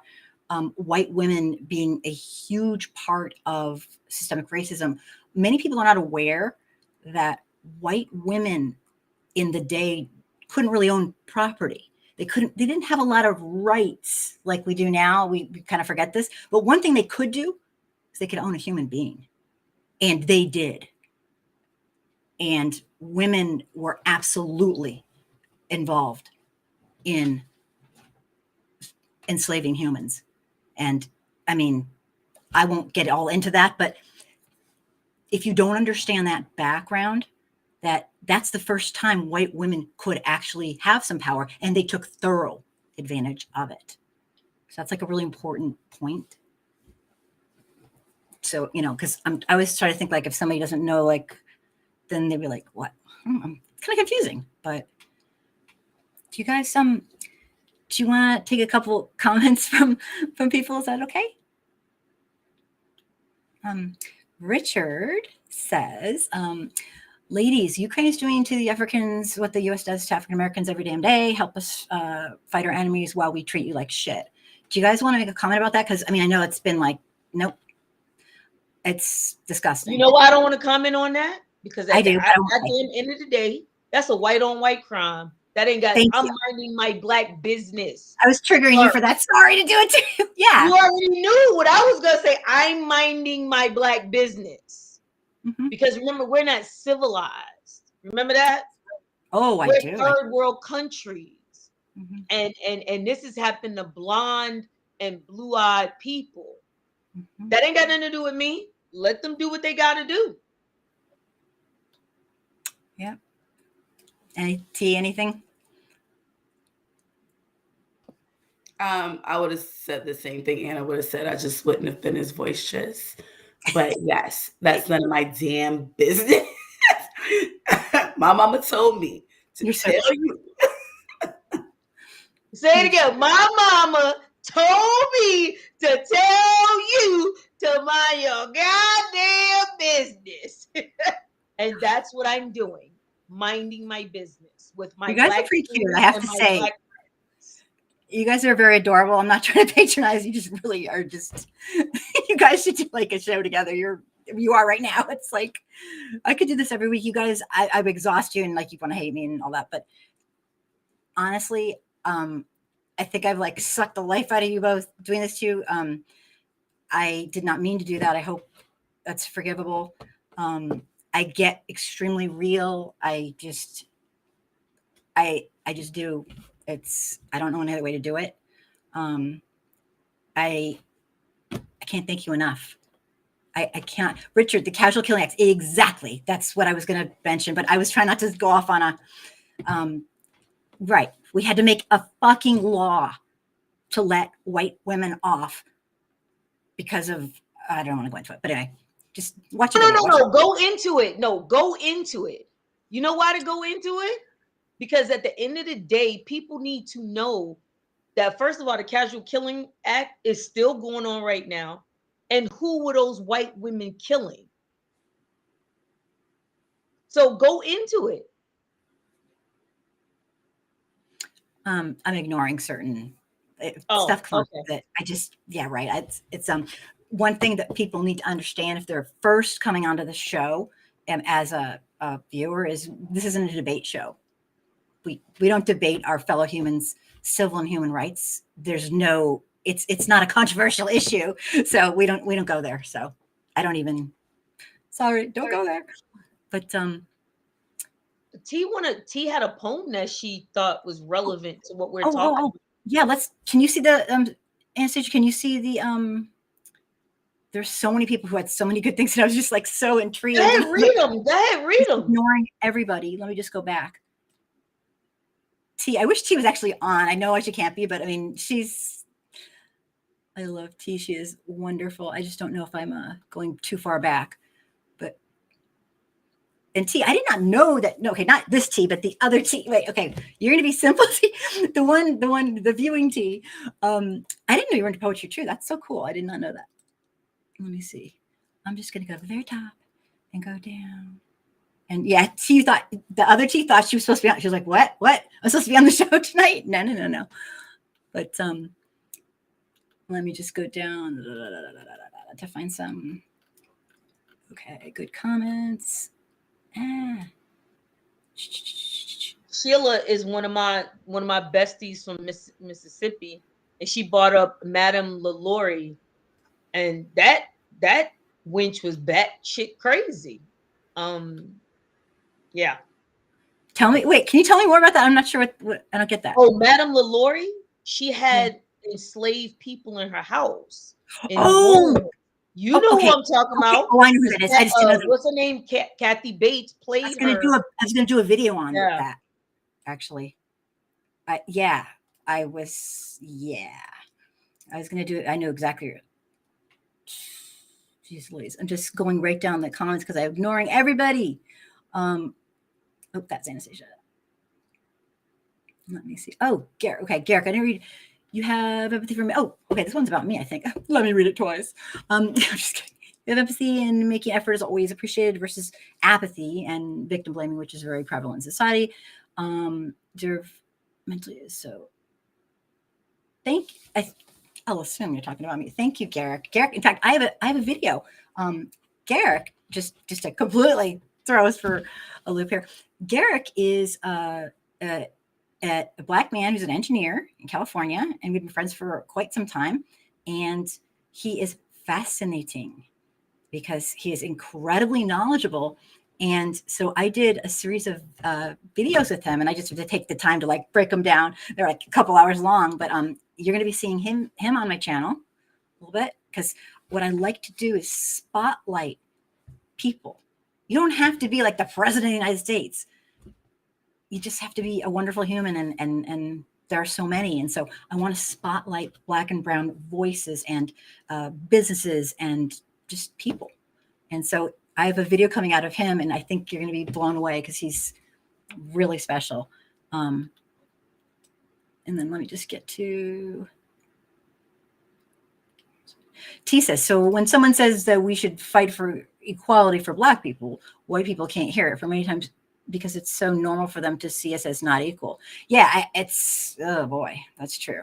Sheila, it's a call from your child saying, Mom, the cops are pulling me over, and you can hear the fear in their voice. You have to calm them while you get ready for the worst while grabbing your keys. This is just not a way to live. And it's, yeah. And you know what's so funny? Because T have met my daughter Rage, and I had that call from her. And there's a process, because if they're calling you at a certain time, you have to be like, okay, this may be going on.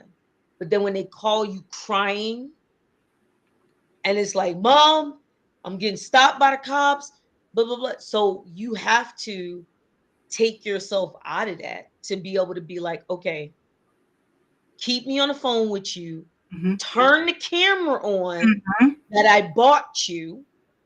Yep. Read the piece of paper from the ACLU. Know your rights, and don't say anything.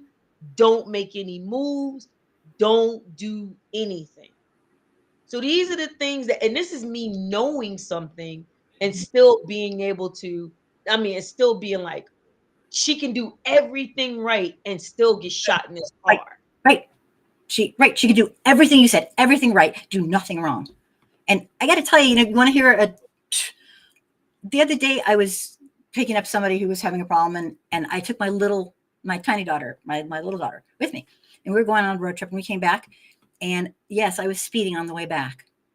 And this is the epitome of, seriously, I was speeding on the way back. Well, okay, so I always speed, but I got caught this time. Okay, so I go, okay, guys, there's my little one was in the back, and I said, all right, I think I might have done something bad, and I said, everybody, hands where you can see them. Right there, I said, Sky, do not move an inch. Okay, and I had a lot of leeway. I said, turn the camera on, put it right here. Okay. And we went up to the police, and, and he says, you guys can calm down. It's okay. Because we were all absolutely like this. And he goes, calm down. It's cool. We're like, no. He's like, no, come on, chill. We're like, no. He goes, no, you can. And we're like, no, it's okay. Like, I just said, it's okay. We'll just stay like this. Like, I'm sorry. And you know what he said? He goes, no, I can tell you guys aren't the type of people who are going to, do anything. And I thought, And you know what he said to me? He goes, next time, just go a little slower. Bye. But I mean, yeah, I was personally happy. I got to tell you, I did not want to have a ticket, but I was like, wow. If I was a Black person, I'm sorry, I could have been killed. The man let me off. And I mean, sure, that can happen to anyone, but I'm sorry. I was like, just wow. That's all I got to say. I could see if you were more worried about Sky. I was very worried about Sky. Because I had to have that conversation with y'all two little buddy, Dennis. And we made an illegal U-turn, right? And I had to brief him. Do not move. Do not argue with this cop. Keep your hands where he can see them. I said, because what's going to happen is if he gets nervous because of you, he's going to shoot me. Absolutely. Right. Exactly. And that's my cousin. It was at my cousin's wedding. And I had to tell him, don't argue with him. Don't say nothing to him. Right. You're not the one's going to get killed. I am. Right. He'll see. Right. The one time when I was with Sky, this is the only time it's happened. I was way up north, and I'm sorry to say, where I live, the further north you go, the more racist. And I knew that, but there was an incredible gymnastics place, and that was the place. And I stayed with her at all times. And okay, like on our way back home, it was really dark one day, and there was police out, and something was going on. And it was like not just police; it was like police that you could tell thought they were vigilantes, because they were in the back of some truck with, I don't know. Anyway, the country police, because I live in the forest. So my heart was pounding so hard because I had my little girl in the back. She was too little to even sit in the front seat because she was, a little gymnast. And lo and behold, I couldn't have called it better. I pulled up, and they stopped me, and they go, what are you doing here? And I said, leaving gymnastics with my daughter. They go, they took their light and they shined it in the back of the car, and they go, who's that? At my little baby girl. And I was scared shitless. I got the slight feeling that, I'll never know what it feels like, but it's a whole different ballgame raising a child. I have two big kids, and they're white kids from my stomach and my tummy. And boy, sorry, I know everyone's like, seriously, you're gonna barf them up? Sorry, they're my tummy babies.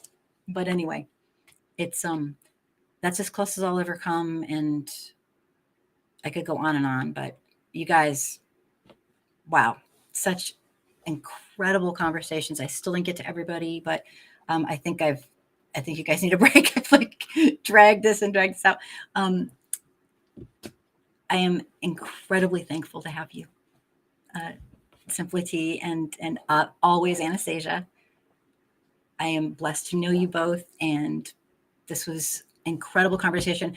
My hope is that folks that are watching will listen and learn from your words, and you're just incredible women. I just want to say one last thing that you had in the script. But I don't deal with white women. I Yeah, don't. tell us about that. Tell us about that. I don't deal with white What do you women, and T will tell you that.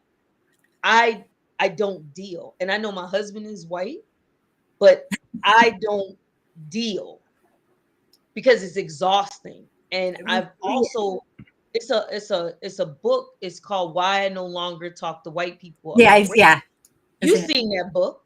Absolutely. I don't do I've lost any hope. I don't and it's not to say that there's not ones and twosies, but the Yeah. hope of the aggregate, Aggregate. Yep. I knew you were gonna say that. Yep. the aggregate. I have lost complete hope and is better off that whatever happens happens. Yep. You know, I but yeah. yeah, Mhm. I don't have any. It's not inspirational. I have no motivation to even remotely Why put have yourself through any it? kind of confidence in that you are going to take care of this business. But what the hell sure not's going to happen, I'm not going to do the dirty work for what you created. So as far as I'm concerned, I just stay away from them. Let me explain that for people who might be new and watching, and I can't. I'm not going to explain what you're saying, but Right. the idea is we white folks did this. Okay, no, you personally might not have done it, but you do get thorough advantage from having it as a system, and we perpetuate it by being neutral and doing nothing. So technically, every last one of us needs to be involved in dismantling it. And the thing is, we do not have to have, see, we did this. We need to solve this. It is not, it should not be put on the people who have to live with this.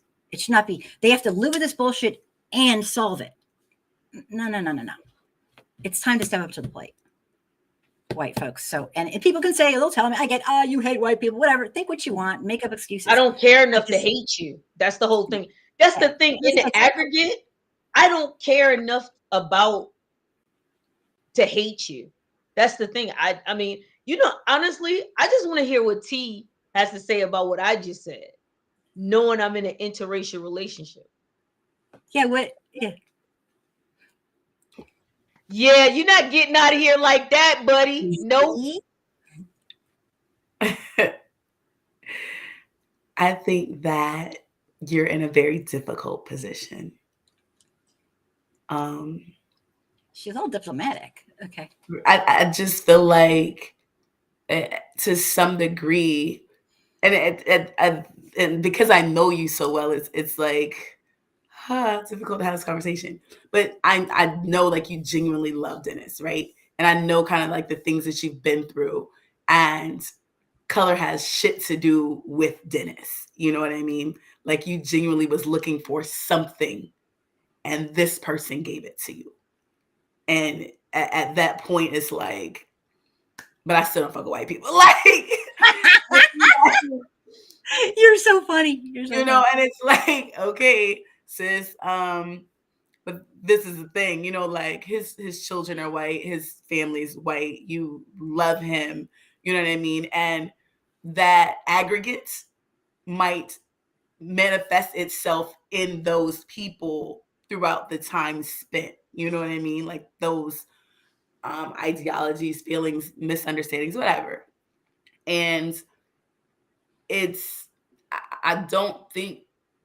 think it's more of a catch-22 than it is actual just like you just being manipulative of the whole situation in general. Like you're not being a hypocrite. You know what I mean? And I feel like it's a fine line that people can say that's being walked. And I think that just my personal understanding and well said, T. Well said. I mean, the fact that I can genuinely like understand just wanting a partner more than you said that really cleanly. I know she's gonna talk about me later on, but we're gonna go off and we're gonna talk. I'm just kidding. Because we've had discussions about where it's been you're not pro-black because you're not with a black partner. And I'm really big on that's like my biggest I've been Like called that's a I blood fight for that leech and shit everything. hard. Right. Say it again, And T. So how do you feel about that, T? I'm just confused for 1 second. So you're saying you feel that way or you don't feel? No, I'm very big on Black family. Like I'm like very like my stipulations is like especially moving into dating Black men recently. Mhm. I mean, not that I was dating white men, I was dating women, Mhm. but they were Black. But I got you. yeah, I got but what just I'm know that saying they were black. that's just but saying, what I'm saying that. is like Yeah. I have like I don't know, like it's difficult because I'm really big on like I need, you know what I mean? Like I want a Black man. And Mhm. I just started dating them, you know what I mean? And of course, like I have not found anybody, but when I'm not watching. it's just United States, like thanks a difficult. lot. But you know, like it's just difficult. Yeah. But I will say that despite that, people are already like, you know, maybe you should just look into other races. Maybe you should look at that. And I'm like, Chris Rock said it best. Black women are always upset at Black men when they date outside the race because Black women are genuinely not attracted to any other race. No. He was like, you might like a Brad Pitt or a Keanu Reeves, like y'all might deal with like a certain white boy, but like past like this ultimate white boy sexy look, like Black women, like we're not like Asians don't, you know, it's just it's not attractive to us. So that's why we get so mad. You know what I mean? It's No, like I do because in the opposite regard, Black men, like you said earlier, are loved everywhere. They can go to Germany and get a woman. They can go to Asia and get a they woman. can go to that. Listen, if we Anywhere. go to the moon and there's a green chick up there, he's gonna bring her back. Trust me. You know what I mean? And it's not like that for us. Like for us, we're very fetishized. We can go to Asia. Asian men will love us, but they don't leave their family for us. Oh no, God no. And they You know what I want mean? it's more fetishism. Absolutely. Yeah, absolutely. Right. You know, They and want it's your like picture and they want your, but it's like you're a spectacle, not more of a no, it's right. And so like it's that for us. So yeah. I'm that's why I'm so big on it.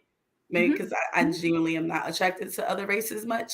Mhm. But I'd be big on it either way, I think. I If think I it's important for us to keep the bloodlines moving forward. well, you know what? I I'll be honest. agree with you. No, I actually I agree with you. And the funny thing about it is when people say you agree with what she's saying, yeah. What do you But your think? kids are Black. My kids are Black. Like all my kids are Black. What are you talking about? Like I don't have interracial kids. But the thing about it is what I will say is that when coming into that, I understand how people could look at me and be like, dude, you got the dashiki on. And I know people were looking at us today. I'm telling you, when we was at the VA, I got the dashiki on, I got the nose rings, I got the Africa, I got a Black Lives Matter jacket on. And I'm pulling up with him with the boat shoes. But at the end of the day, I love my Black men. I love my Black sisters. I love my Black children. Mhm. I was just a whore. I like everybody. So I'm an equal opportunity employer. That's it. It's that. see, I don't feel like you have to answer for it even. I honestly No. I'm just. I was being funny, but what you I'm are saying very is, funny. I'm an equal opportunity employer. I didn't start messing with him when we first met each other. It was like, I got to get me some of that. It was like, Right. No, it's whatever. nobody it's not like you plotted and schemed. Things Yeah. happen. Chemistry's there and you don't have to answer that. No. Anyway, I'm just letting, because T knows the story. You don't. The thing yeah. about it is that I can be so pro-Black because I love my Black people. And I'm gonna tell you a story. He's probably gonna get mad that I tell you this story. Oh, So just tell. about a year ago, we was in Mississippi and we were talking about, if there's a Black revolution. And he said, what would you do? I said, baby, I would give you a clean death. I would kill you before any of them killed you. I would make sure that you was okay. And he said, what? He's like, what? I would give you a clean death. I would not make you suffer. And, me and Nina and Gabby would go. And he was like, so if the kids was here, what would you do? I said, I would give them a clean death so nobody would hurt them. And he was like, are you serious? I said, what I've come to terms with, especially being in the military, you have to come to terms with what are we doing? What's going on here? T can tell you, you go into a room, I need to have my back to the door. I don't need to be by this window. Who's that dude in the trench coat? What's going on here? So anytime I analyze something, I analyze it like that. And if there's something like that, and these people are going door to door, whatever is happening, I'm going to have to make a choice whether I'm allowed them to do certain things to you. Kind of like in Beloved, when Oprah Winfrey was like, you're not taking my kids back to slavery. I'll kill them first before I let you do something to them like that. And yeah, Sorry. so He's on. it's on. He's on. Shut up, Dennis. Oh, I didn't see that. Hey, listen, somebody's got to pay the piper, baby. Run. That's all I'm saying. Run Somebody. for 5 more minutes. Run, Dennis. Run. Right. Oh my God. But with the understanding when I told him that is that nobody's going to take me away from my people. Because at the end of the day, those are my people. I love you. And it's not because he's white or because I'm black, but you already know my dedication towards that. There is no, there's no question on that. So you know what, T, I'm not gonna kill you now, baby. Don't worry about it. Oh my God, you guys are too cute. T, when you said what you I think, and I could be wrong, tell me if I'm wrong, because I'm sometimes wrong. You're saying ideally you believe that the Black family and the Black, like that's what you're saying. I mean, ideally, and I do too, because like, for example, we're the only people that genuinely don't. I mean, besides like white men, obviously, if they have money and power to do shit like that. Yeah. But like, we're already like, we're already not community well. We're already not united front well. And it's interesting because I have a friend, and his thing was that the best way we can get white people from killing us is if we literally infiltrate the white. Like, so he's like, he believes in biracial everything. He's like, if enough Black men sleep with enough white women, eventually they're not going to kill their grandkids. Like that was right. No, I mean, I've heard that. I've heard concepts, and I was like, reverse, but I've heard that too. I don't know if that's going to work, but they sold their own kids away. It's a very novel concept, though. Yeah. No, I know you mean. I'm just trying to preserve my shit. You know what I mean? Just at least long enough for me to have some. Because I don't have any yet. You know what I mean? I actually hear you. I don't think what you're saying is it has to be completely diametrically opposed to any other thing. That is an ideal. And like, here's an example. I'll throw it out there. I think ideally, little Black children whose parents aren't able to care for them, like my little daughters, should probably go with Black families. They'd probably be better for them. Probably, But lo and behold, and I have people tell me how you're selfish, for adopting a child that's not in your race. Oh, I've been cussed out. I've been, oh God, the day I adopted my baby, I had somebody come up to me and get really nasty. And, I say there are so many children who need homes. You would rather have a child not have a home? I'm sorry, that's unconscionable. And obviously I'm a huge advocate for anybody who does that to educate themselves, spend their entire life educating themselves, their entire life. And, but I get it. That would be ideal. But you know what? There's too many kids who need somebody. And it's kind of funny. Oh, I've been told all these things. Oh, you just got a Black child because you want a token. Like, you have no idea. It's so funny. We didn't try to get a Black child. These people think they know, but they don't. We got actually, we lost 2 children before we got our baby. So people always think they know, but it's like, yeah, that's it. I get everything, but it's fine. I don't care because it's never as bad as having to live it. Like I said, I don't have to live it. And I don't know if I could do it. So anyway, I am blabbing. I have kept you long enough. Thank you so much. I have so many more questions, but I'm not going to go there. I didn't mean for this to be so intense. I apologize. It wasn't intense. It was good. Okay. It's okay. It was a vibe. Because I don't It want to be one wasn't of those. intense at Okay, all. good. We've been to war. I know you're like, look, lady. We've been to war. No offense, but yeah. But Angry Question Sophomore, you word see, intense ASM like. right? You see what he said? He said, "How did the military prepare us to navigate racism, prejudice, and white supremacy? And how about an African American army?" So, just to answer what you just said, Yeah. the answer what you just said, nothing that you're talking about is intense because, like T said, we've been to war. And so he asked, how did the military prepare? I can say for me, the military didn't prepare me for racism and all that. Because trust me, there's racist, nasty, disgusting racist, and all kinds of stuff. And they will gaslight you in the military and make it seem like that stuff is not going on. It's all And in your head and all that. yeah, it's all in your head. It's a good So I question, can though, tell Michael. you, Michael, they didn't actually, they tried to brainwash you into thinking that there was no racism. So you would give up your life for a country that You're you're all the second, same. We treat you all the same. Oh, yeah, and they right. don't. And so I don't know about T, but my family prepared me for that. So For me, this is perfect because I know we're all trying to get out of here. I could sum it up in a poem. Okay. Exactly how the military prepared me Okay. for racism. Okay.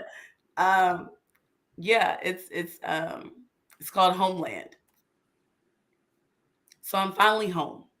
After 15 months of Army deployments, I hadn't been home in almost 5 years. I didn't realize how much I missed it. That crisp Virginia air had me dressed to the nines, so I was rocking a scarf blazer and boots. My mother said there ain't nothing new under the sun, and she's right.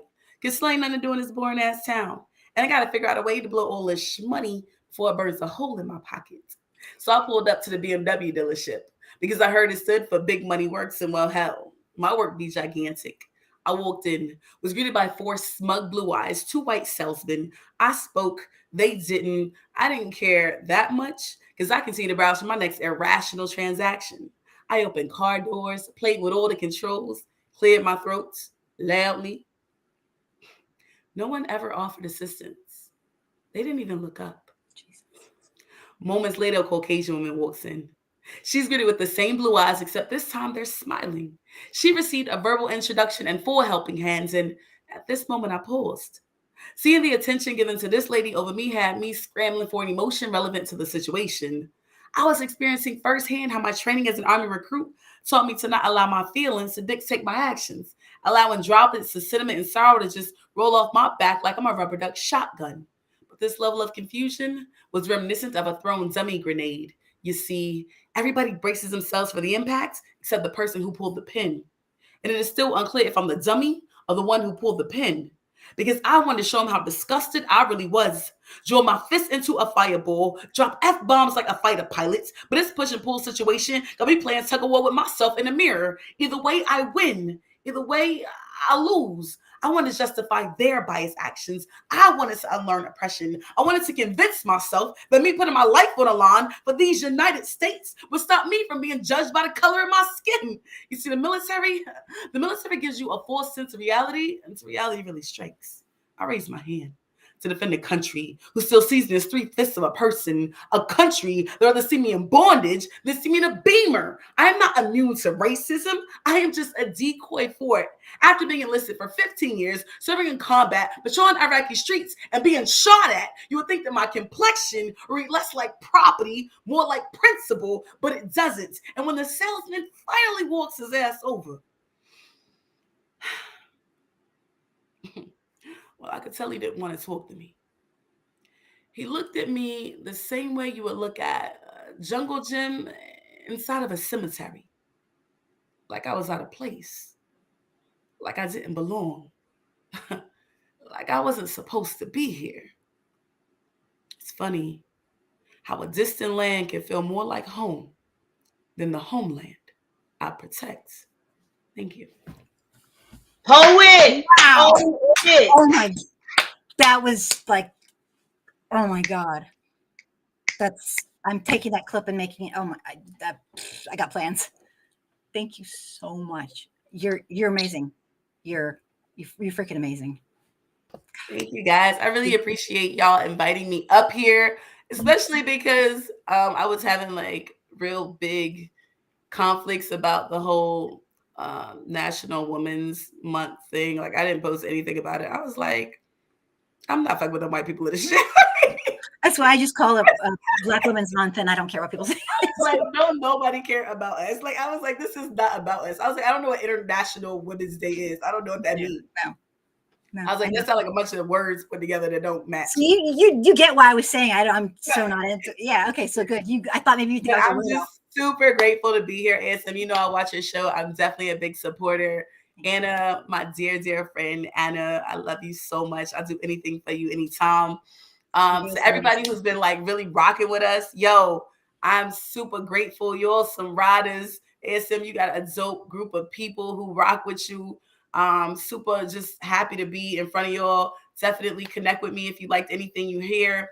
Definitely approachable. Hit me in my DMs. I'm on every platform. Simply T Poetry. I'll put your stuff in there. And yeah, thank you so much again. You're you guys. amazing. I appreciate you both. And thank you. What a nice, incredible Bye, babe.